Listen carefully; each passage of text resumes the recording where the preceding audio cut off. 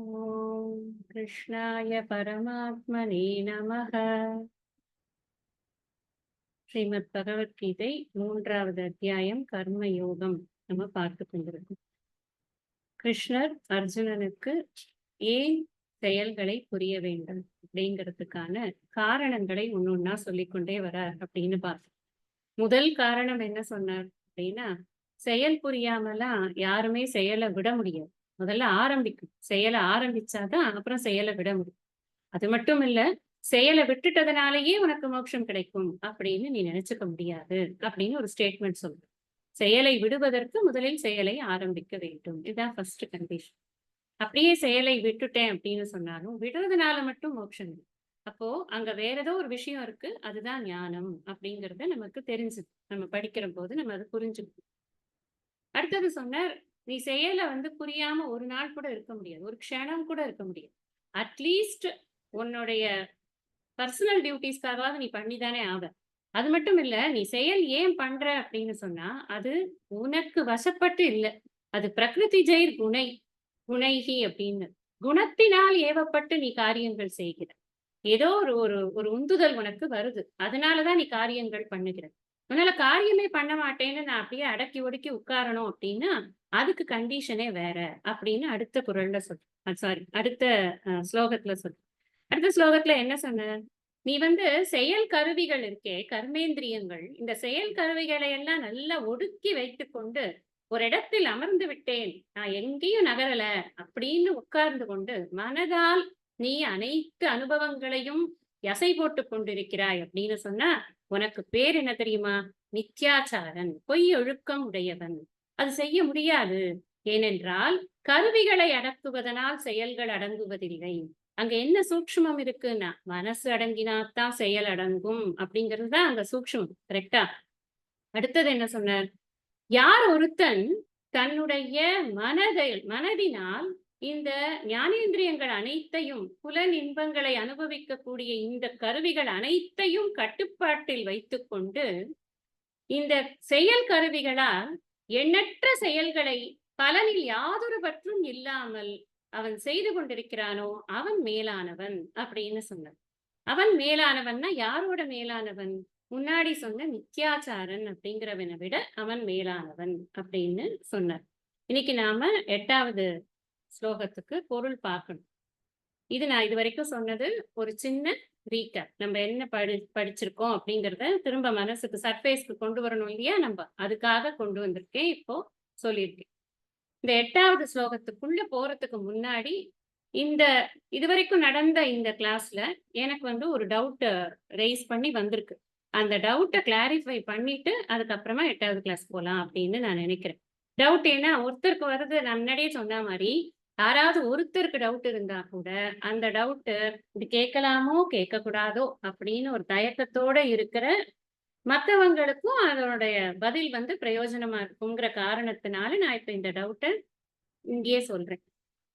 என்ன கேள்வி வந்தது அப்படின்னு கேட்டா, நிறைய விஷயங்கள் சொல்கிறீர்கள். சாத்விக குணத்தோடு இருக்க வேண்டும். அப்புறம் புலன் அடக்கத்தை பழக வேண்டும். ஃபோக்கஸ்டா இருக்கணும். அப்புறம் சித்த சுத்தியை பெறணும். ஞானத்தை அடையணும். இப்படி எல்லாத்தையும் சொல்லும் பொழுது, இது என்ன சீக்வென்ஸ்ல நான் பிராக்டிஸ் பண்ணி இத அடைய முடியும்? அது எனக்கு புரியல அப்படிங்கிறது தான் கேள்வி. நான் ரொம்ப அப்ரிஷியேட் பண்றேன் இந்த கேள்வி. இந்த கேள்வி ஏன் வருது அப்படின்னு சொன்னா, ஒரு ஸ்ரத்தா டுவர்ட்ஸ் சாதனா. நான் இந்த சாதனை இந்த படிக்கிறதுங்கிறதே ஒரு சாதனை. ஞான யஜ்ஞம். நம்ம இப்ப பண்றதுக்கு பேர் என்னன்னா, ஞான யஜ்ஞம் அப்படின்னு பேர். இது ஒரு ஞான வேள்வி. இந்த வேள்விய பண்ணும்பொழுது இதுல ஸ்ரத்தை ரொம்ப முக்கியம். என்ன ஸ்ரத்தை அப்படின்னா, இதுல சொல்லியிருக்கிற விஷயங்கள நாம நம்முடைய வாழ்வியலில் கடைபிடிப்பதற்கு என்ன செய்ய வேண்டும்னு நினைக்கிறது இருக்கு இல்லையா? It is a high attitude. அதனால எனக்கு இப்படி கேள்விகள் வரும்பொழுது, எனக்கு உண்மையிலேயே ரொம்ப சந்தோஷமா இருக்கு. அதுக்கு பதில் சொல்றதுக்கு. என்னாலயும் கொஞ்சம் யோசனை பண்ண முடியறது இல்லையா? அத நிமித்தமா வச்சு. இப்ப இதுல கேட்டிருக்கிற விஷயங்கள நான் ஒரு வரிசைப்படுத்தி உங்களுக்கு சொல்லறதுக்கு முயற்சி பண்றேன். நீங்க யோசிச்சு பார்க்கணும். எந்த ஒரு விஷயமாக இருந்தாலும், அந்த ஒரு அனுபவம் அப்படிங்கிறது தான் முதல்ல நமக்கு வந்து நமக்கு ஏற்படுறது அப்படிங்கிறது என்னன்னா அனுபவம். இப்ப நான் பேசுறேன்னா கேட்கிறீங்களா? கேட்கறதுங்கிறது ஒரு அனுபவம். கரெக்ட்டா?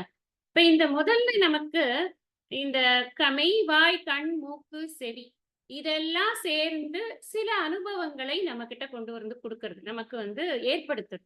அந்த அனுபவத்தின் காரணமாக இந்த மனமானது அடுத்தடுத்து அது மாதிரியான அனுபவங்களுக்கோ, அல்லது அதைவிட சிறந்த அனுபவங்களுக்கோ, அல்லது அது மாதிரி அனுபவம் இல்லாமல் இருப்பதற்கோ மனம் ஏங்குகிறது, ஆசைப்படுகிறது. இத யோசிச்சு பாருங்க.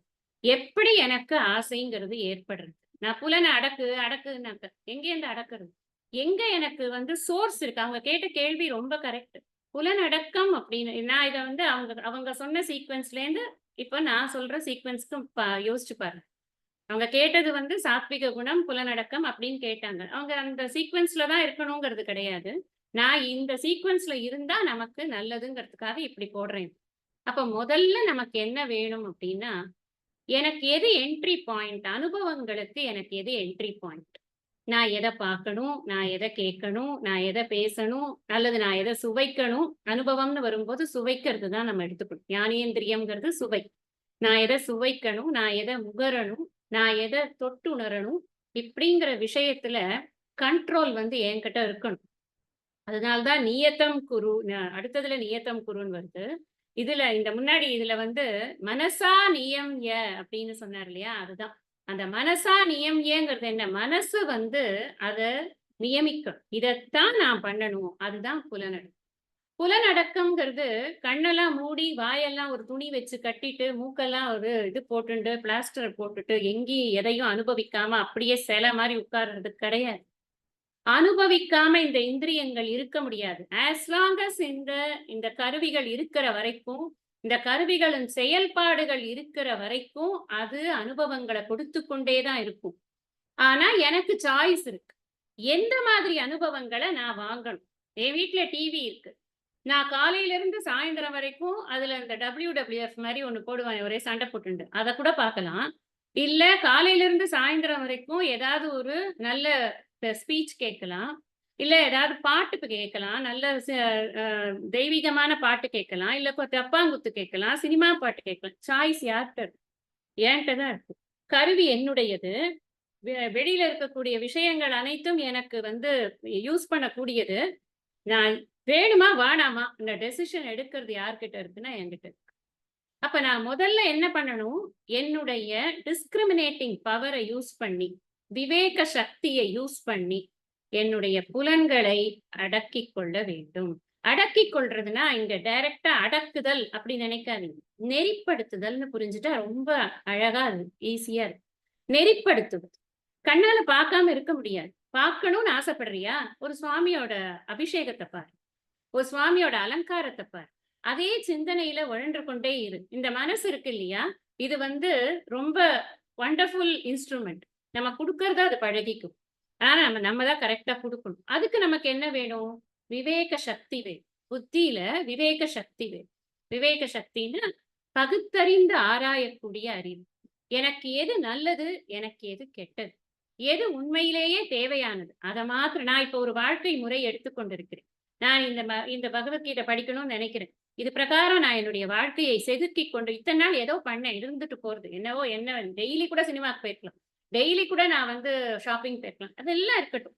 நம்ம வந்து பழச பத்தியே நீ திங்க் பண்ணல. இப்பயிலேருந்து நான் கூட ஸ்ட்ரக்சர் பண்ணலாமே! எனக்கு வாய்ப்பு இருக்கே! எனக்கு சாய்ஸ் இருக்கே! அதனால அந்த விவேக சக்தியோடு கூட என்னுடைய புலன்களை முதலில் நான் கட்டுப்பாட்டில் வைத்துக் கொள்ள வேண்டும். அதற்கு நெறிப்படுத்திக் கொள்ள வேண்டும். நல்லதை நோக்கி இந்த புலன்களை நாம திருப்பணும். அதனாலதான் அடல் வேண்டும் ஐந்தன் புலத்தை விடல் வேண்டும் அப்படின்னு சொன்னது என்னன்னா, அதை நன்றாக உன் கட்டுப்பாட்டில் வைக்க வேண்டும் அப்படின்னு சொல்றதுக்கு தான் அது சொன்னது. அடுத்தது என்ன என்ன பண்ணலாம்? அது வந்து ஃபர்ஸ்ட் ஸ்டெப் அப்படின்னு எனக்கு தோன்றுது. அடுத்தது என்ன பண்ணணும் அப்படின்னா, இந்த புலன்கள் கட்டுப்பாடு ஆக ஆக நேச்சுரலா ஒரு சேஞ்ச் வரும். என்ன சேஞ்ச் வரும்னா, எனக்கு நேச்சுரலா போய் வளவள வளவளன்னு பேசணும்னு தோணாது. இதெல்லாம் வந்து கான்சிக்வென்ட் டூ நம்மளோட நம்மளோட நியமங்கள். இந்த நியமங்கள்லாம் பண்ணும் பொழுது என்ன ஆகும்னா, மனசு வந்து சாந்தமா இருக்கும். எங்கேயும் போய் அலைபாயாது. அங்க போலாமா? இங்க போலாமா? உங்க வீட்டுக்கு போலாமா? அரட்டை அடிக்கலாமா? இந்த ஃபோன போடலாமா? இந்த இந்த சினிமா பார்க்கலாமா? இல்ல இந்த இந்த இடத்துக்கு போலாமா? இப்படின்னு மனசு வந்து பறக்காது கடந்து. அந்த ராஜசிக் நேச்சர் இருக்குல்ல, ஏதாவது ஒரு காரியத்த பண்ணலாமா? பண்ணலாமா? பண்ணலாமான்னு என்னவோ ஒரு வேலையில ஈடுபடணும் அப்படிங்கிற அந்த அதாவது உலகியல் வேலைகள்ல நான் சொல்றேன். உலகியல் வேலைகள்ல தொடர்ந்து எதையாவது நம்ம இத சாதிக்கணும், இத பண்ணணும், அங்க போணும், இங்க போணும் இப்படின்ற அந்த ஒரு விஷயம் இருக்கு இல்லையா? அந்த உந்துதல் அது குறைய ஆரம்பிக்கும். புலன்கள் நம்முடைய கட்டுப்பாட்டுக்கு வரும்பொழுது, அதனுடைய எஃபெக்ட் என்ன ஆகும்னா, அது தானா சமனமாகறத நம்மளால பார்க்க முடியும். இதெல்லாம் நான் நிஜமாவே அனுபவமா தான் சொல்றேன். எதுவும் வந்து படிச்சு மனப்பாடம் பண்ணி கொண்டு வந்து சொல்லவே இல்ல. அதனால என்ன எக்ஸ்பீரியன்ஸ் பண்றோமோ, அத சொல்லும் பொழுது, டெஃபினட்டா உங்களுக்கு அது பெஸ்ட் யூஸா இருக்கும்னு நான் பூர்ணமா நம்புறேன். அப்போ இந்த புலன்கள வந்து நம்ம கட்டுப்படுத்தும் பொழுது, மனசு என்ன நிலைமைக்கு வருது அப்டின்னா, சாத்விக குணமாக மாறுகிறது. இந்த சத்துவம், ரஜஸ், தமஸ் இந்த 3 குணங்களும் இதே மனதில் தான் இருக்கிறது. தொடர்ந்து நாம் இந்த மனதை அமைதியாக்க பழகிக் கொண்டோம்னு சொன்னா, இந்த ரஜோ குணமும், தமோ குணமும் ஷமிக்கும். கைவல்ய நவநீதத்துல இந்த விஷயங்கள்லாம் அழகா சொல்லப்பட்டு மனது சத்துவ குணத்தினோடு கூட அது சத்துவ பிரதானம்னு சொல்வார் சுவாமி. சத்துவ பிரதானமா இருக்கணும் உங்க மனசு அப்படின்னு. சத்துவ பிரதானம்னா என்ன? மேக்ஸிமம் சத்துவ குணம். சத்துவ குணம் இஸ் நத்திங் பட் அமைதியா இருக்கிறது. ஆர்ப்பாட்டம் இல்லாத, அலை பாயாத ஒரு மனம். அந்த மனத்தினால தான் நாம பொறுமையா உட்கார்ந்து படிக்க முடியும். அது மட்டும் இல்ல, சத்துவ குணம் இருந்ததுனா தான் நம்மளால மத்தவங்களுக்காக காரியம் பண்ண முடியும். ரஜோ குணம் இருந்தா என்ன ஆகும்? எனக்கு எனக்குன்னு அடிச்சுக்கும், பறக்கும் இந்த மனசு. தமோ குணம் இருந்தா அடுத்தவனுக்கு கிடைக்கவே விடாது. நம்ம முன்னாடியே இந்த விஷயம் எல்லாம் கர்ம யோகம் அந்த டாபிக்ல படிக்கச்சு இதெல்லாம் நம்ம பார்த்திருக்கோம். சாத்விக கர்மம், ராஜச கர்மம், தாமச கர்மம் இதெல்லாம் நம்ம பார்த்திருக்கோம். நீங்க அப்படி முன்னாடி போய் கிளாஸ் எல்லாம் ரிவைஸ் பண்ணி பார்த்தீங்கன்னா, உங்க நோட்ஸ் எல்லாம் அப்படி பின்னாடி பின்னாடி திருப்பினீங்கன்னா, இதெல்லாம் நம்ம படிச்சிருப்போம்னு உங்களுக்கு ஞாபகம் வரும். இப்ப இந்த மனசு சத்துவம் ஆறது இருக்கு இல்லையா? இது புலனடக்கத்தினுடைய கான்சிக்வென்ஸா மனசு வந்து சத்துவம் ஆகும். அப்ப ஆகுறதுக்கு அப்புறமா என்ன ஆகும் அப்டின்னா, என்னுடைய ஃபோக்கஸ் எங்க வேணும் அப்டிங்கிறது என் மனசு வந்து நல்லா புரிஞ்சுக்கும். என்ன பண்ணணும் நான் இப்போ? நான் இப்ப வந்து படிக்கிறதுக்கு நேரம் நெறைய குடுக்கணும். மத்த வேலைகள்ல இருக்கிற நேரத்த பிடுங்கி படிக்கிற நேரத்த கூட்டணும். அப்ப என்னுடைய ஃபோக்கஸ் வந்து படிக்கிற நேரமோ, இல்ல பாராயணம் பண்ற நேரமோ, சிந்திக்கிற நேரமோ, சத்சங்கத்துல இருக்கிற நேரமோ, பிராக்டிஸ் பண்ற நேரமோ, இதெல்லாம் நமக்கு யூஸா இருக்கு. நெறைய சத்துவ குணத்திலேயே இருக்கிறதுக்கு. அப்ப என்ன ஆகுது மனசு அப்டின்னா, இந்த சத்துவ பிரதானமான இந்த மனசானது, நம்மள சாஸ்திரத்த நன்னா படிக்கிறதுக்கு வந்து ஹெல்ப் பண்ணுது. நெறைய நேரம் சாஸ்திரத்தோட இருக்கறதுக்கு ஹெல்ப் பண்ணுது. சாஸ்திரம்னா என்ன? ஹிதம் சாஸ்தி துக்காத் திராயதே இதி சாஸ்திரம். முன்னாடியே சொல்லியிருக்கோம் நம்ம. எனக்கு துக்கத்திலிருந்து என்னை காப்பாற்றி எனக்கு ஹிதமானதை செய்யக்கூடியது எது? அதுதான் சாஸ்திரம். அந்த சாஸ்திரத்துல என்னை அதிக நேரம் ஃபோக்கஸ் பண்ண வைக்கிறது எப்போ அப்டின்னா, இந்த சத்துவ பிரதானமான மனசு. அப்பதான் எனக்கு அவங்க கேட்டது என்னன்னா, வைராக்கியமாக அப்டின்னு கேட்டிருந்தாங்க. வைராக்கியம்ங்கிறது என்ன? விராக பாவம். ராகம்னா என்ன? அட்டாச்மென்ட். டிட்டாச்டு மென்டாலிட்டில, டிட்டாச்டு மைண்ட் செட்ல இந்த உலகத்துல நான் இருந்து கொண்டே, நான் தொடர்ந்து இந்த சாஸ்திர படிப்பை படித்துக் கொண்டே இருக்கிறது. எல்லாருக்கும் வீட்ல வந்து பிரச்சனைகள் இருக்கத்தான் இருக்கு. நல்ல ஜிங்கு ஜிங்குன்னு 2 குதிச்சுண்டு ஆடுமா அப்படின்னு சொல்லுவாங்க. ஏதாவது ஒண்ணு பண்ணணும்னு நெனைச்சோம்னா, அங்க 2 பிரச்சனை ஜிங்கு ஜிங்குன்னு வரும் அப்படிம்பாங்க எங்க வீட்ல. அந்த மாதிரி அது ஏதாவது ஒண்ணு வந்து நிக்கும். அதெல்லாம் நம்ம வந்து கண்டுக்காம, நம்ம ஃபோக்கஸ்டு அட்டென்ஷன் டுவர்ட்ஸ் அவர் கோல். நம்ம பாட்டுக்கு படிக்கணும். தினம் 1 மணி நேரம் எனக்காக நான் குடுப்பேன். குடுத்துட்டு தான் மத்த வேல பார்ப்பேன். அப்படின்னு வைத்துக் கொண்டோம்னா, அதுதான் ஃபோக்கஸ். அப்பதான் நான் டிட்டாச்டா இருக்க முடியும். நான் இல்லன்னா நான் எல்லாம் எனக்கு பாவம் அவங்க, பாவம் அவங்கன்னு ஒவ்வொருத்தர்கிட்டயா போய் உட்கார்ந்து உட்கார்ந்து தேய்ச்சு தேய்ச்சு பேசிட்டு இருந்தேன்னா, எப்ப நாம வந்து முடிக்கிறது? நம்ம படிக்கணும்னு ஃபோக்கஸ் வந்துடுதுன்னா, எடுத்துக்கொண்ட விஷயத்துல பொறுத்து நம்மளோட ஃபோக்கஸ். இப்ப நான் இத படிக்கணும்னு ஆரம்பிக்கிறேன்னா, இத படிக்கிறேன். அந்த ஃபோக்கஸ் எனக்கு எப்ப வரும்னா, மனசு இந்த மாதிரி சமனம் ஆகும் பொழுது, அமைதி ஆகும் பொழுது வரும். அதுக்கப்புறம் நான் செய்யக்கூடிய காரியங்கள் எல்லாமே பிரேயர்ஃபுல்லா தான் இருக்கும். பிரேயர்ஃபுல்லா இருக்கிறதுன்னு என்ன அர்த்தம்? இறை வழிபாடு போல என்னுடைய காரியங்கள் இருக்கும். அத்தனை காரியங்களையும் நான் பொறுமையாக என்னுடைய கடமை அப்படின்னு அதுல எந்த விதமான விருப்பு வெறுப்பும் இல்லாமல் என் காரியங்களை நான் பொறுமையாக செய்ய ஆரம்பிப்பேன். காரணம் என்ன? ஏதாவது மேஜிக்கா? இல்ல. என் மனசு சத்துவத்துல இருக்கு. என் மனசு சத்துவ குணத்துல இருக்கும் பொழுது படபடப்பே கிடையாது. இப்ப இதெல்லாம் தான் இப்ப நம்ம திருப்பியும் அடுத்தடுத்த ஒரு இதுல ஸ்லோகங்கள்லயும் பார்க்க போறோம். இட்ஸ் கோயிங் டு நான் இப்ப சொன்ன விஷயங்களே ஸ்லோகங்களாவும் பார்க்க போறோம். பட் இருந்தாலும் அந்த கேள்வி இந்த விஷயங்களை எல்லாம் சிந்திக்க தூண்டுறது என்ன? அதனால நான் சொல்றேன். அப்ப என்னுடைய மனசு என்ன ஆகுது? சத்துவகுணத்துல இருந்து, அதனால ஃபோக்கஸ பெற்று, அதனால நான் ஒழுங்கா படிக்கிறதன் மூலமா, என்னுடைய காரியங்கள் அனைத்தும் இறை வழிபாடாகவே இருந்து கொண்டிருக்கிறது. எனக்கு விருப்பு, வெறுப்பு என்பது குறைய ஆரம்பிக்குது. இதுவும் நான் வந்து பிரத்யட்சமா உணர முடியும். என் மனசுல இருக்கிற விருப்பு, வெறுப்பு எனக்கு தான் தெரியும். இன்னொருத்தருக்கு காட்ட முடியுமா? காட்டினா தெரியும். கோபம் அப்படிங்கிற ரூபத்துல காட்டினா தெரியும். ஆனா, அந்தந்த மனசுக்கு தெரியும். அந்த விருப்பு, வெறுப்புங்கிறது குறைஞ்சிருக்கா? குறையலையா? கீதை படிக்க ஆரம்பிச்சதுலேருந்து இப்ப வரைக்கும் நாமளே ஒரு ரேங்க் கார்ட் போட்டு பார்த்துட்டா, அப்ப நமக்கு தெரியும். நமக்கு விருப்பு, வெறுப்பு எந்த லெவல்ல இருக்கு அப்படின்னு. நம்ம விருப்பு, வெறுப்பு குறைவது அப்படிங்கிறது தான் நம்ம ரேங்க்ல வந்து வேலை வரும் அப்படின்னு அர்த்தம். நாமளே போட்டுக்கணும். நேத்து அதுக்கெல்லாம் கோவப்பட்டேன். இதெல்லாம் நான் வந்து வெறுத்தேன். இன்னைக்கு அதெல்லாம் எனக்கு இல்ல. இன்னைக்கு அந்த ஃபீலிங்கே எனக்கு இல்ல. நான் நல்லா ஃப்ரீயா இருக்கேன்னு நெனைக்கிற அந்த அந்த மனசு என்ன ஆகும்? ஆட்டோமேட்டிக்கா ஃப்ரீ ஆயிடும். நாம பாதி ஒர்க் எங்க பண்ணணும்னா, கிருஷ்ணரே சொல்றார், மனசுக்கு தான்ப்பா நெறைய வேலை. வெளியிலலாம் வந்து உனக்கு வேலை கிடையாது.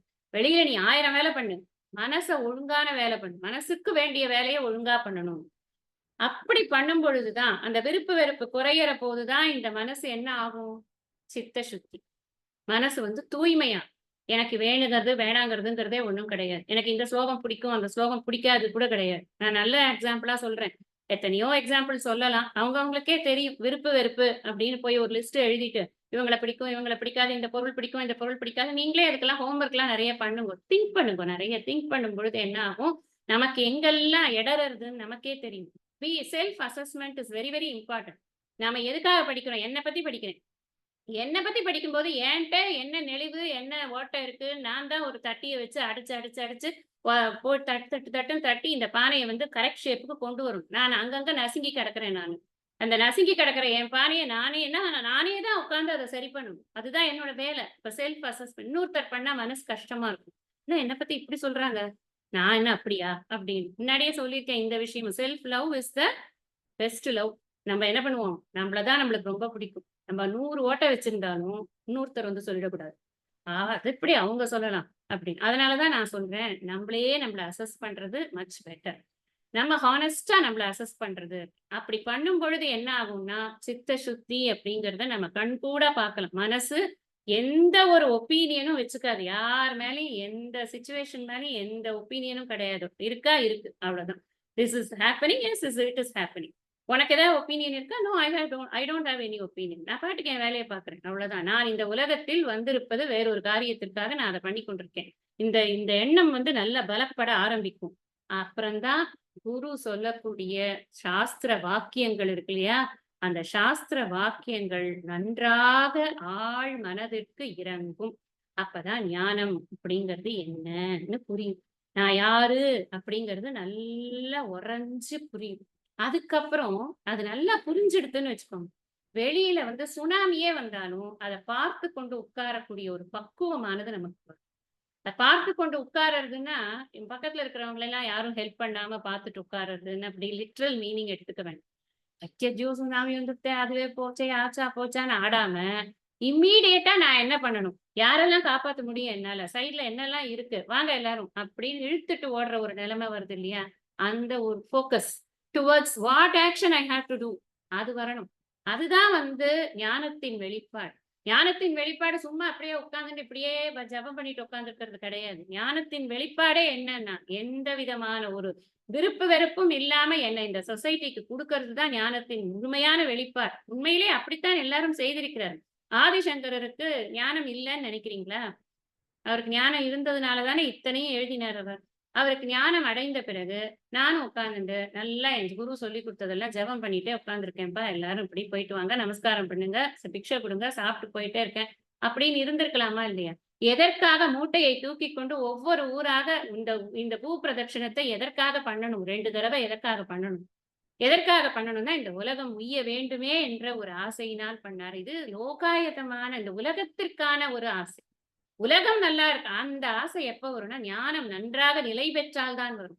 கொஞ்சம் கூட அந்த ஞானத்துல ஒரு சந்தேகம் இருந்தது அப்படின்னு சொன்னா, நான் எனக்குன்னு இந்த பாடி மைண்ட் காம்ப்ளெக்ஸ்ல மாட்டிக்கொண்டு, அதற்காக உழைத்து கொண்டே இருப்பேனே தவிர என்னால் இதை தாண்டி சிந்திக்கவே முடியாது. இப்போ உங்களுக்கு நான் சொல்ற இந்த பாயிண்ட்ஸ் வந்து புரிஞ்சிருக்கும்னு நினைக்கிறேன். ஃபர்ஸ்ட் பாயிண்ட் வந்து ஸ்டெப் 1 இஸ் புலனடக்கம். ஸ்டெப் 2 அதிகமான நேரம் நமக்கு படிக்கிறதுக்கு அந்த சாத்விகமான மனதாக நம்முடைய மனதை ஆக்குவதற்கான நேரம் அதிகமாக கொடுக்க வேண்டும். அதன் மூலம் படிக்கிறதோட நேரத்தை அதிகமாக்குறது. ஸ்டெப் 3 படிக்கிறது மூலமா ஃபோக்கஸ வந்து கரெக்ட் பண்றது. வெளியில இருக்கிற ஃபோக்கஸ உள்ளுக்குள்ள நம்ம திருப்பி விடுறது. அதனால ஃபோக்கஸ் அந்த வெளியில இருக்கிற ஃபோக்கஸ உள்ளுக்குள்ள திருப்புறதுன்னா என்ன? வெளியில எந்த விஷயத்து மேலயும் பற்றே இல்லாமல் பற்றை குறைத்துக் கொண்டாவது அட்லீஸ்ட் இருக்கிறது. இது 3வது. 4வது செய்யும் காரியங்கள் அனைத்தையும் இறை வழிபாடு என்ற நோக்கத்திலேயே காரியங்களை செய்வது. வீட்டு வாசல பெருக்குறேன், துடைக்கிறேன். எனக்கு வீட்ல வந்து ஒரு 10 பேருக்கு சாப்பாடு சமைக்கணும். திடீர்னு சொல்ட்டாங்க. வரேன்னுட்டாங்க. ஃபோன் பண்ணிட்டாங்க. என்ன பண்றது?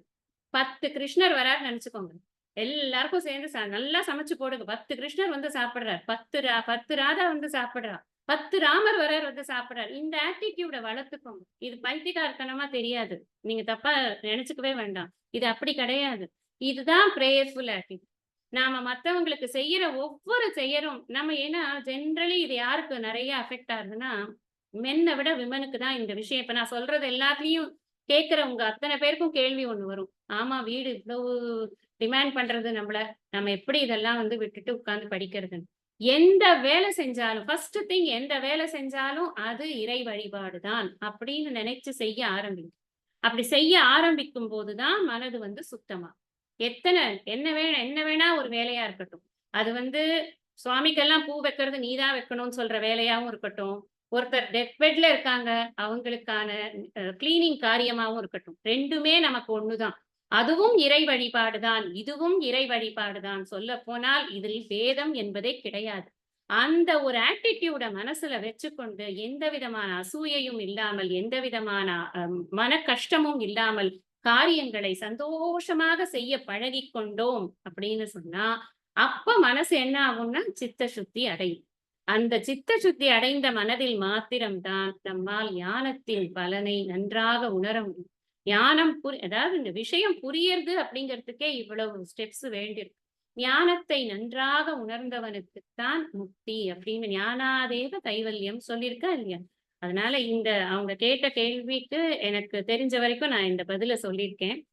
இது வந்து சாட்டிஸ்ஃபைடா இருந்திருக்கும்னு நினைக்கிறேன். இல்லன்னா திரும்ப நீங்க வந்து கொஸ்டின் ரெய்ஸ் பண்ணுங்க. எனக்கு இந்த பாயிண்ட் புரியல. You explain this point again அப்படின்னு நீங்க திரும்ப எனக்கு மெசேஜ் போடுங்க.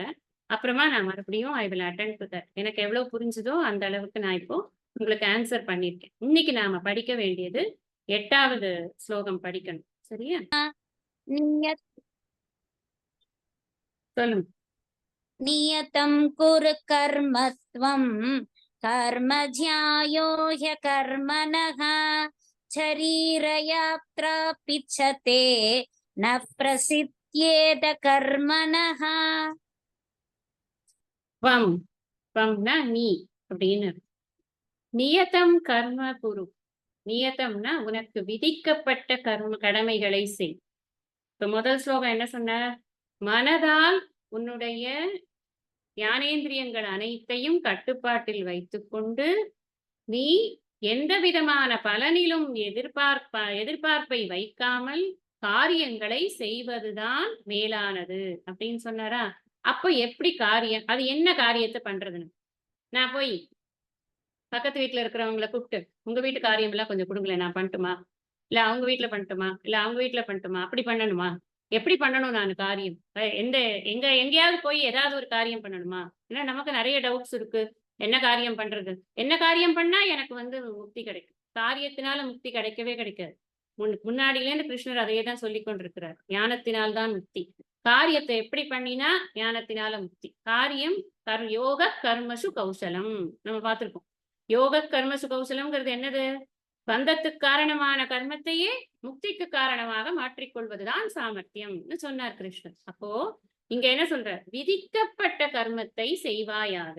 உன்னுடைய கடமைகள், உனக்கென்று விதிக்கப்பட்ட கடமைகளை செய். ஏன்? ஏனெனில் அகர்மணக கர்ம ஜியாய அப்படிங்கிற. அகர்மணகன என்ன? செய்யாம இருக்கிறத விட. ஐடியலா இருக்கிறத விட கர்ம செயல் என்பது ஜாயன மேலானது. நீ ஒண்ணுமே பண்ணாம இருக்கிறதுக்கு ஏதாவது பண்ணினா பெட்டர். ஆனா ஏதாவது பண்றேன்ட்டு யாரையாவது பண்ணாத. உனக்குள்ள கர்மத்தை நீ பண்ணு. அதுதான் சொல்றாரு. உனக்கு இடப்பட்ட கர்மத்தை நீ செய். ச அண்ட் தே உன்னுடைய ஷரீர யாத்ரா அபி ஷரீர பராமரிப்பு. யாத்ரானா இந்த சரீரத்தை நடத்திட்டு போகணுமே இல்லையா? இந்த ஜென்மா வரைக்கும் இந்த சரீரத்தை நம்ம பத்திரமா வச்சுக்கணுமே.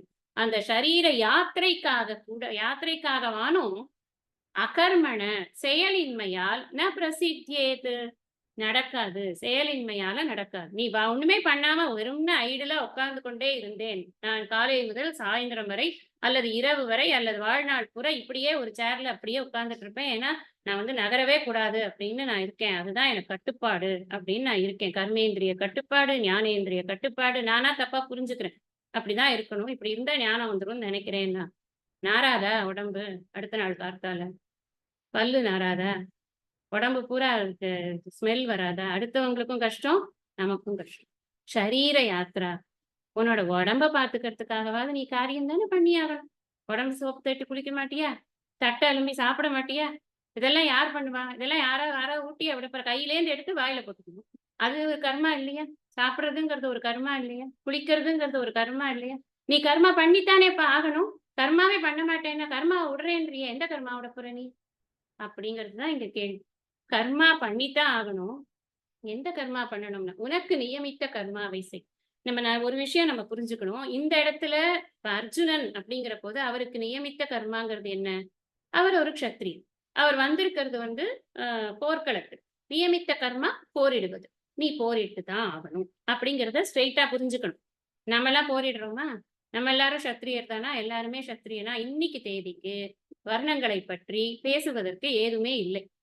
இன்னைக்கு தேதிக்கு நாம எப்படி புரிஞ்சுக்கணும் அப்படின்னா, நான் எந்த விதமான ஒரு வாழ்க்கை முறையில் இருக்கிறேன். பிரம்மச்சாரியா இருக்கேனா? படிக்கிறேனா? ஸ்டூடெண்டா? என் டியூட்டி என்ன? ஸ்டூடெண்டோட டியூட்டிய பண்ணு. ஒரு இல்லத்தரசனாக அல்லது இல்லத்தரசியாக இருக்கிறாயா? குழந்தைகளை போஷித்து வளர்க்க வேண்டுமா? அந்த வேலைய பண்ணு. மாமனார் மாமியாரை எல்லாம் பார்த்துக்கணுமா? அந்த வேலைய பண்ணு. உன்னுடைய சொந்த பந்தங்களை எல்லாம் நீ பார்த்துக் கொள்ளத்தான் வேண்டுமா? அந்த வேலைய பண்ணு. உனக்கு என்ன வேலை இருக்கோ அந்த வேலைய பண்ணு. தென்புலத்தார் தெய்வம் விருந்து ஒக்கல் தான் என்றாங்க ஐம்புலத்தார் ஓம்பல் தலைன்னு உனக்கு இல்லத்தரசனுக்கு சொல்லியிருக்கேன். அதை ஒழுங்கா பண்ணு. அப்ப நான் என்னென்ன ஆசிரமத்துல இருக்கேன்? வானப்பிரஸ்தத்துக்கு போயிட்டியா? எல்லாத்தையும் வித்ட்ரா பண்ணியாச்சா? பசங்கெல்லாம் தலையெடுத்துட்டாங்களா? பேசாம உட்கார்ந்து பொறுமையா படி உட்கார்ந்து. உன்னுடைய வேலையை மாத்திரம் நீ செய்து கொண்டிரு. உன்னுடைய வேலை உனக்கு இடப்பட்ட கடமை, நியமிக்கப்பட்ட கடமை, உனக்கென்று கொடுக்கப்பட்ட கடமை. அதைத்தான் செய்ய வேண்டும். வர்ணத்தை எப்படி புரிஞ்சுக்கிறது? சொசைட்டில நான் என்ன வேலை பண்றேன்? எங்கேயோ ஒரு இடத்துல நான் ஒரு வேலை பண்ணி சம்பாதிச்சு கொண்டிருக்கிறேன்னா, அந்த இடத்துல நான் கிளார்க்கா இருந்தா கிளார்க் வேலை, ஆபீசரா இருந்தா ஆபீசர் வேலை, மேனேஜரா இருந்தா மேனேஜர் வேலை, பியூனா இருந்தா பியூன் வேலை, ஏதோ ஒரு வேலை.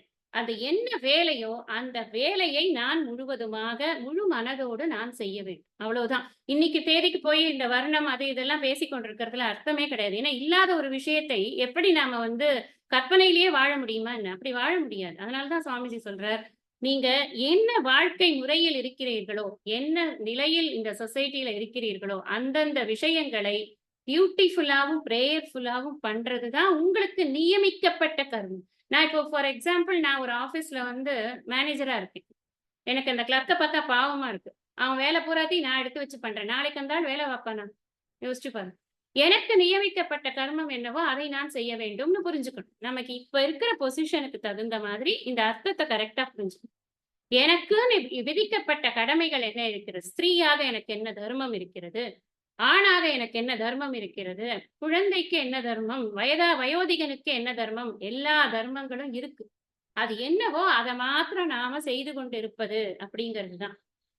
நம்ம உடம்புலயே சுவாமிஜி அழகா ஒரு எக்ஸாம்பிள் சொல்லுவார். நம்ம உடம்புலயே கிட்னி செய்யறதா ஹார்ட் செய்யறதா? ஹார்ட் செய்யறதா லங் செய்யறதா? ஒரு உடம்புக்குள்ள வச்சிருக்கக்கூடிய இத்தனை பாகங்களும் அதனுடைய வேலையை நியதம் கரும். அதனுடைய வேலையை கரெக்டா பண்றது இல்லையா? அதே மாதிரி சொசைட்டில நானும் ஒரு அங்கம். எல்லாவற்றிலும் நானும் ஒரு அங்கமாக இருக்கிறேன். அங்கமெல்லாம் ஒழுங்கா வேலை செஞ்சாதான் இந்த சொசைட்டி ரொம்ப பீஸ்ஃபுல்லா இருக்கும். அதனால நியதம் குரு கர்ம. இன்னொருத்தரோட கர்மத்தை வாங்கி பண்ணணும்னு நினைக்க கூடாது. அடுத்தவனுடைய கர்மத்தை நான் வாங்கி செய்யும் பொழுது அதில் எனக்கு எக்ஸ்பர்டைஸ் கிடைக்காது. பின்னாடி இந்த விஷயமெல்லாம் கிருஷ்ணர் சொல்லுவார். இது பயாவகக அப்படிங்கிறார். பயத்தை உண்டு பண்ணக்கூடிய பாபம் கூட வரும். தப்பு தப்பா நான் பண்றேன் அப்படின்னு சொல்லிட்டு, மந்திரமே சொல்ல தெரியாம நான் ஒரு மந்திரத்த சொல்றேன். நீங்க எல்லாரும் ஏந்து நான் சொல்றபடி பண்ணுங்கன்னு சொன்னேன். மந்திரத்துக்குன்னு படிச்சுட்டு பண்ணணும். இல்லன்னா பண்ண முடியாது. அதே மாதிரி தான் ஒரு பொற்கொல்லர். அவர் வந்து நகை பண்றதுக்கு படிக்கிறார், அதனால நகை பண்றாரு. இல்ல நான் கூட நகை பண்ணலாமே, யார் வேணா நகை பண்ணலாமே, ஏன் யாராவது நகை பண்ணக்கூடாது அப்படின்னு நான் போய் எல்லாத்தையும் எடுத்து இப்படி இப்படி பண்ணா கை தான் சுட்டுக்கும். வேற ஒண்ணும் ஆகாது. எந்த விஷயமுமே எனக்கு என்ன கொடுத்திருக்கிறதோ அதை செய்வது, அதை செம்மையாகச் செய்வது. 3 விஷயம் சொல்றார் சுவாமிஜி இதுல. என்னன்னா, 1 இந்த அகர்மண அப்படிங்கிற விஷயம், செயல் புரியாமல் இருப்பது அப்படிங்கிற விஷயம் இருக்கே, இது ஷரீர யாத்திரைக்கு கூட உதவாதப்பா. உன்னுடைய உடலை பாதுகாக்க வேண்டும் என்ற ஒரு ஆங்கிளில் பார்க்கும் பொழுது கூட, நீ கண்டிப்பா ஏதாவது ஒரு வேலை பண்ணியாகணும். இந்த இடத்துல இன்னொரு ஒரு சட்டிலான பாயிண்ட் என்ன அப்படின்னா, என் உடம்ப பாதுகாக்கறச்சே, எனக்கு இங்க உனக்கு உடம்பெல்லாம் குளிக்கலன்னா நாத்தம் எடுக்காதான்னு சொன்னா நமக்கு புரியுறது. ஆமா, ஐய்ய! நாத்தமா தான் இருக்கும். ஆனா, இன்னொரு ஒரு விஷயம் இருக்கு. உள்ள ஒரு சூக்ஷ்மமான சரீரம் இருக்கு. அங்க தான் மனசு இருக்கு.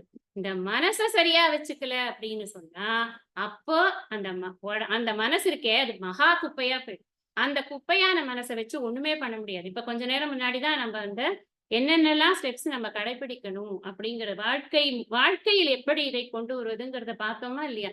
இப்ப என்ன சொன்னேன் நானு, மனச வந்து சரி பண்றது தான் ஃபர்ஸ்ட் வேலையே நமக்கு அதுதான்.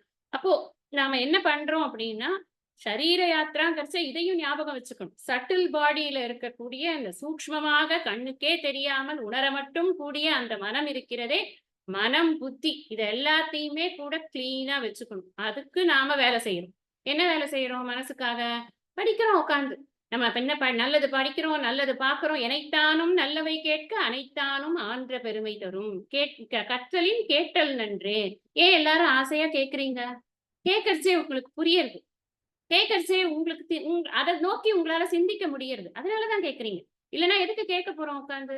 அதனால கேட்டல் அப்படிங்கிறது இந்த விஷயங்கள் எல்லாம் என்னது? மனசை நன்றாக சுத்தப்படுத்துறது அப்படின்னு. அப்ப ஒரு விஷயம் வந்து சரீரத்துக்காகவாவது இந்த காரியமானது நடந்துதான் ஆக வேண்டி இருக்கிறது அப்படின்னு பார்க்கிறோம். 2வது அகர்மண கர்ம ஜ்யாய அப்படிங்கிறார். நீ வந்து ஒண்ணுமே பண்ணாம ஐடிலா உட்கார்ந்திருக்க. இன்ஆக்ஷன் அப்படிங்கிறத விட ஆக்ஷன் இஸ் மச் பெட்டர் அப்படின்னு கிருஷ்ணர் சொல்றார். அதனாலதான் கர்மண்யேவாதிகாரஸ்தே அந்த ஸ்லோகத்துல உனக்கு அர்க்கர்மணத்தோடு சங்கம் என்பது கூடாதுன்னு அங்க ஸ்ட்ரிக்ட்டா சொல்லிட்டேன். ஏன்னா இன்ஆக்ஷன் அப்படின்னு நம்ம இதுல பார்த்தோம். 6வது ஸ்லோகத்துல என்ன பார்த்தோம்? இந்த கர்மேந்திரியாணி சம்யம்ய ஆஸ்தே மனசா ஸ்மரன். உள்ளுக்குள்ள உட்கார்ந்து நீ டுவெல் பண்ணிட்டே இருந்தனாக்க என்னப்பா பிரயோஜனம்? மனச சுத்தமா வச்சுக்கணும் அப்படின்னா, நீ எந்த ஒரு காரணத்தினாலும் அந்த மனசுக்கு கெட்ட தாட்ஸோ இல்ல அனாவசியமான சிந்தனைகளோ கொண்டு வரக்கூடாது. அது நீ வேலை செய்யாம இருக்கு. Idle mind is devil's workshop. நீங்க எல்லாரும் கேள்விப்பட்டிருக்கீங்கன்னு நினைக்கிறேன். இந்த இது. சும்மா இருக்கவே முடியாது. மனசு வந்து எதையாவது யோசிச்சுட்டு இருக்கும். ஏதோ எங்க பாட்டி ஒரு பழமொழி சொல்லுவா. 7ஆம் தலைமுறையில இளைய மாமனார் செத்து போனதுக்கு வெங்காயம் நறுக்கும்போது வேண தண்ணி வந்துதான் அப்படின்னு. அதுக்கு என்ன அர்த்தம்னா, அவ ஒண்ணும் பண்ணல. சும்மா ஏதோ ஒரு காரியம் பண்ணிட்டு இருக்கும்போது அவளோட தாட்ஸ் வந்து எங்க போறதாம், ஏதோ 7த் தலைமுறையில யாரோ ஒருத்தர் செத்து போயிட்டா. அதுக்கு இப்போ வெங்காயம் நறுக்கறச்சே அவளுக்கு வெங்காய தண்ணி வருது இல்லையா? அதுக்கான தண்ணி வருதாம் அவளுக்கு இப்போ. அப்படின்னு இதெல்லாம் வந்து என்னன்னா, அந்த காலத்து பீப்பிள் வந்து உன் தாட்ஸ அப்படி பறக்க விடாத அப்படின்னு சொல்றதுக்கு இப்படி ஒரு அப்படி ஒர்க் பண்ணும்போது ஒர்க்ல தான் நீ வந்து கான்சன்ட்ரேட்டடா இருக்கணும் அப்படிங்கிறது. இதுக்கு அப்படி ஒரு அர்த்தம். இன்னொரு அர்த்தம் அவ அழறது, அவ ஏதோ ஒரு காரணத்துக்கு வெங்காயத்துக்காக அழுதுருக்கா. அந்த அழுகைய வந்து வேற விதமா இன்டர்பிரட் பண்ணி கிண்டல் பண்றது. இதெல்லாம் மாமியார், மருமகள் விஷயங்கள்லாம் நம்மளுக்கு என்ன புதுசா என்ன வாழ்க்கையில பார்க்காததா? அந்த மாதிரி சில பழமொழிகள் எல்லாம் கூட இருக்கு. எதுக்கு இந்த இந்த விஷயத்த எதுக்கு சொல்றேன் அப்படின்னு சொன்னா, நான் வந்து என்ன திங்க் பண்றது அப்படிங்கிறத நான் அகர்மணனா வேலை இல்லாம இருக்கும்போது கண்டதையும் மேயும் இந்த மனசு, இந்த தாட்ஸ் எல்லாம் இஷ்டத்துக்கு போகும் வரும். அதனால கர்ம ஜியாயம் ஏதோ ஒரு வேலை கொஞ்சமாவது பண்ணு. இது ஸ்ரேயான் ஸ்வதர்மோ விகுணக அப்படின்னு சொல்லியிருக்கார் பின்னாடி கிருஷ்ணரே. விகுணகன்னா என்ன? கொஞ்சம் கொஞ்சம் இது என்ன சொல்றது? பியூரா பண்ணல நீனு. கொஞ்சம் ஏதாவது ஓட்டையா பண்ணிட்டேன்னா அப்புறம் பரவால்ல. ஒரு 4 மந்திரம் தப்பா சொல்லிட்டேன்னா கூட பரவால்ல. உன்னோட வேலைய நீ பண்ணு. இப்ப நீ வந்து ஒரு கட்டில் கால் பண்றியா, அந்த கட்டில் கால சரியா செதுக்காம போயிட்டியா, சரி பரவால்ல. அதனால பரவால்ல. ஆனா நீ பண்ணு. பண்ண தான் உனக்கு அது வரும். அப்பதான் அவன் கார்பென்ட்ரில மாஸ்டர் ஆவான். உன் நகைய சரியா பண்ணலையா, அந்த நகைய நீ கரெக்ட்டா பரவால்ல. தப்பு தப்பா பண்ணி நீ சரி பண்ணிக்கோ. இப்படித்தான் கிருஷ்ணர் சொல்றார். "ஸ்வயான் ஸ்வதர்மோ விகுணக" அப்படின்னு. அதனால ஏதாவது ஒரு காரியமானது பண்ணிக்கொண்டே இருக்க வேண்டும். அதனால அகர்மணக கர்ம ஜ்யாயக அப்படின்னு இன்னொரு பாயிண்ட் சொல்லியிருக்காரு. 3வது பாயிண்ட் உன்னோட வேலைய மட்டும் தான் நீ பண்ணணும். உன்னோட வேலை நியதம் குரு கர்ம அப்படின்னு. இந்த ஈஷாவாசிய மந்திரத்திலேயே குர்வன்னேவேக கர்மாணி ஜஜீவிஷாம் சதக்கும் சமாஹா அப்படின்னு ஒரு மந்திரம் வரும். அதாவது காரியங்கள் என்ன உண்டோ அது எல்லாத்தையும் பற்றற்று நீ செய்துதான் ஆக வேண்டும் அப்படிங்கிறதாக ஒரு மந்திரம் வரும். இதெல்லாம் வந்து உபனிஷத்துடைய மந்திரங்களை எடுத்துக்கொண்டுதான் கிருஷ்ணர் இந்த விஷயங்களை எல்லாம் சொல்றார். உனக்கு இடப்பட்ட கர்மத்தை நீ சரியாக செய்ய வேண்டும் அப்படின்னு. கர்மால வந்து சாத்விக கர்மாவா இருக்கலாம், ராஜச கர்மாவா இருக்கலாம், தாமச கர்மாவா இருக்கலாம். ஆனா நம்மளோட ஜேர்னி என்ன? டுவர்ட்ஸ் சாத்விக கர்மா. அப்ப நாம எப்படி பண்ணணும்? கர்மாவை எப்படி பண்ணணும்? நியதம் குரு கர்ம சொல்லியிருக்கு. எனக்கு இடப்பட்ட கர்மாவை தான் நான் பண்ணணும். அந்த இடப்பட்ட கர்மாவை எப்படி பண்ணணும்னா, பிரேயர்ஃபுல்லா பண்ணணும். டியூட்டிஃபுல்லா பண்ணணும். நான் அதை இறைவனுக்கு அர்ப்பணித்து செய்ய வேண்டும் அப்படிங்கிறது தான் அங்க வந்து சூக்ஷ்மமான விஷயமே இருக்கு. ஃபுல்லா சொல்லு. यञ्जार्थकर्मणो यत्र लोहोऽयं कर्म बन्धनः तदतं कर्म कौन्तेय मुक्तसङ्गसमाचर இப்ப சொன்னேன் இல்லையா? நீ உன்னுடைய கடமைகளை செய்யணும் அப்படின்னா. தலையெழுத்தேன்னு பண்ணக்கூடாது. சுவாமிஜி சொல்லுவார். கர்மமேன்னு கர்மம் பண்ணக்கூடாது அப்படி. ஐயோ! என்ன இத பண்ண சொல்லிட்டாங்களே! எனக்கு இந்த ஆஃபீஸ்ல வேலை கிடைச்சுடுத்தே! தலையெழுத்து நான் இதுல வேலை செஞ்சு தான் ஆகணும். நான் என்ன பண்றது? அப்படின்னு பண்ணக்கூடாது. அதனால தான் கிருஷ்ணர் இங்க ஆட்டிட்யூட் டுவர்ட்ஸ் டியூட்டி அதத்தான் சொல்லிக் குடுத்தார். ஆக்சுவலி 47, 48 2வது அத்தியாயத்துல கர்ம யோகத்தை பத்தின ஒரு விஷயத்த சொல்லியாச்சு. அதனுடைய விளக்கம் தான் இந்த 3வது அத்தியாயத்துல அப் டு 18 அப் டு 18 இந்த கர்மத்தை எப்படி பண்றது அப்படிங்கறது கர்மத்தை கர்ம யோகமா எப்படி பண்றது அப்படின்னு அழகா சொல்றாரு. இங்க என்ன சொல்றாருன்னா யக்ஞ அர்த்தாத்துன்னா இந்த இடத்துல இறைவனை பொருட்டு. இந்த இடத்துல யக்ஞம்னா இறைவன். ஒரு ஒரு இடத்துல யக்ஞத்துக்கு ஒரு ஒரு விதமாக பொருள் வரும். அதனால நீங்க அப்பப்ப சொல்லும் போது கவனிச்சுக்கோ. இந்த யக்ஞ அர்த்தாத் இந்த இடத்துல இறைவனை பொருட்டு கர்மணக செய்யப்படும் செயல்களை அந்யத்ர அப்படின்னா அதை தவிர செயல்களை தவிர வேறு செயல்கள் என்ன பண்ணும்னா அயம் லோகக கர்ம பந்தனக இந்த உலகமானது செயலில் தலைப்படுத்திவிடும். பந்தனகன்னு என்ன கட்டுப்படுத்து நம்மள வந்து கட்டி போடுறது அப்படின்னு. ஹே கௌந்தேய அர்ஜுனா ததர்த்தம் இறைவனின் பொருட்டு தத்துனா இறைவன் இந்த இடத்துல ததர்த்தம் இறைவனின் பொருட்டு முக்த சங்கக பற்றை விட்டவன முக்தன விட்டாச்சு சங்கக சேர்க்கை பற்றை விட்டவனாக கர்ம செயலை சமாச்சர நன்றாக செய்வாய. நீ வேலை செய், நல்லா செய், பற்றே இல்லாம செய்.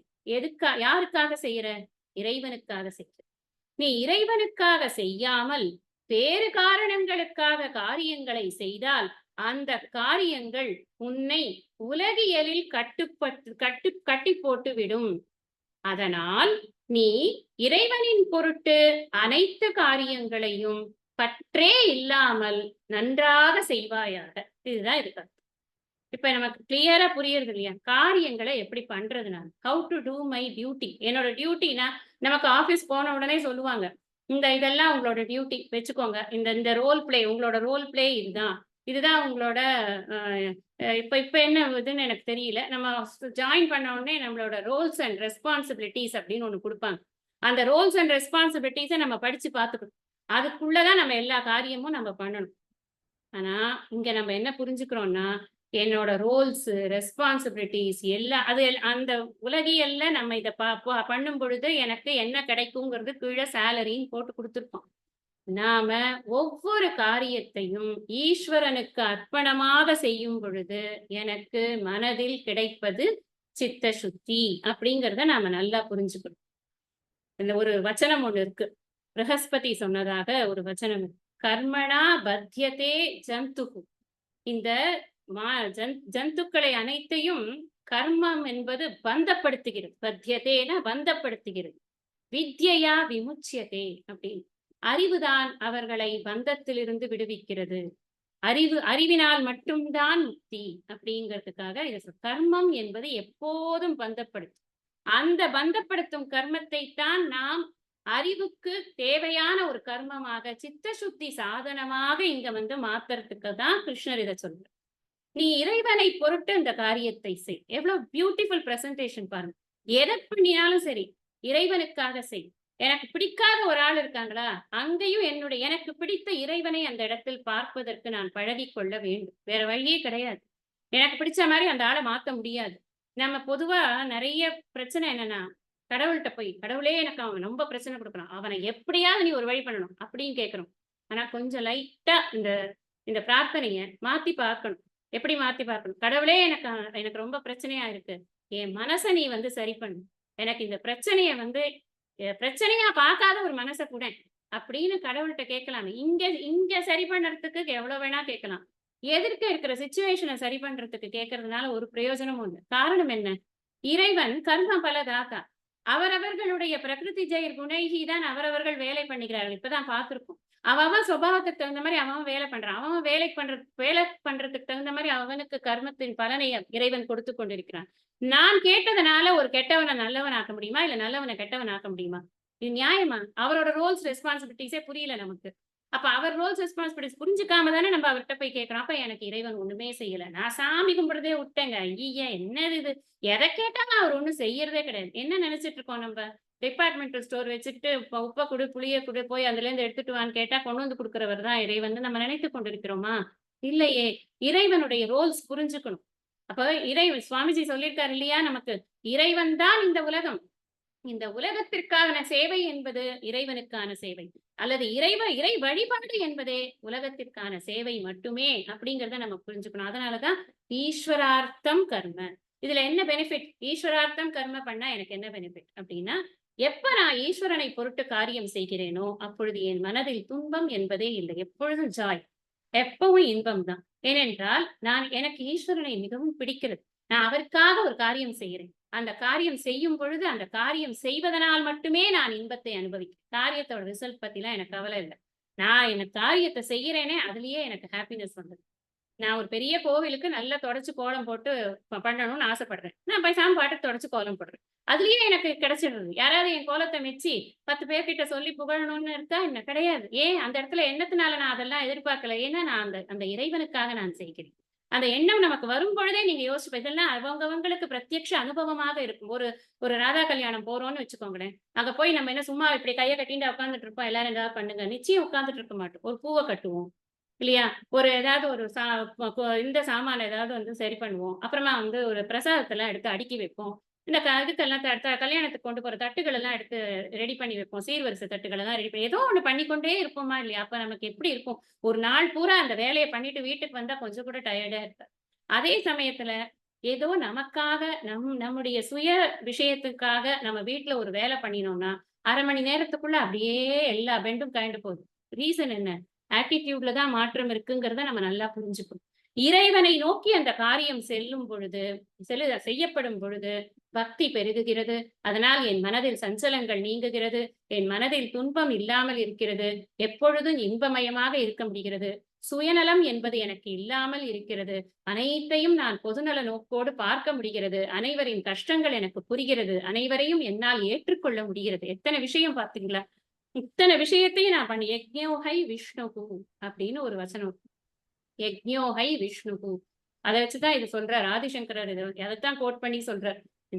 இந்த யஜ்ஞம் என்றாலே இறைவன் என்று பொருள். ஏன்னா இந்த வச்சனம் இருக்கு அப்படின்னு. அதனால இந்த இடத்துல இன்னொரு விஷயம் என்னன்னா, யஜ்ஞம் என்பது இறைவன், யஜ்ஞம் என்பது நெறியான வாழ்க்கை முறை. சரியான ஒரு வாழ்க்கையை நாம் வாழ்கிறோம் என்றால் அது இறைவனை நோக்கி நாம் செய்யக்கூடிய காரியங்கள் அனைத்தையும் அர்ப்பணிப்பதுதான் அப்படிங்கிறத நாம புரிஞ்சுக்கணும். அதனால இந்த இந்த ஸ்லோகத்தினுடைய பொருள் என்ன அப்படின்னா, நீ என்னுடைய காரியங்களை செய்யின்னு கிருஷ்ணர் சொல்லியிருக்க. நியதம் குரு கர்ம அப்படின்னு சொல்லியிருக்க. அந்த கர்ம என்பது நியதம் அப்படிங்கிறது எனக்கு விதிக்கப்பட்ட கர்மம் என்பது எப்படிப்பட்டதாக இருக்க வேண்டும்னா, அது இறைவனுக்கு அர்ப்பணித்த கர்மமாக இருக்க வேண்டும் அப்படின்னு நாம புரிஞ்சுக்கலாம். மீதி இருக்கிற ஸ்லோகங்களை நம்ம அடுத்த சத்சங்கத்துல படிக்கலாம்.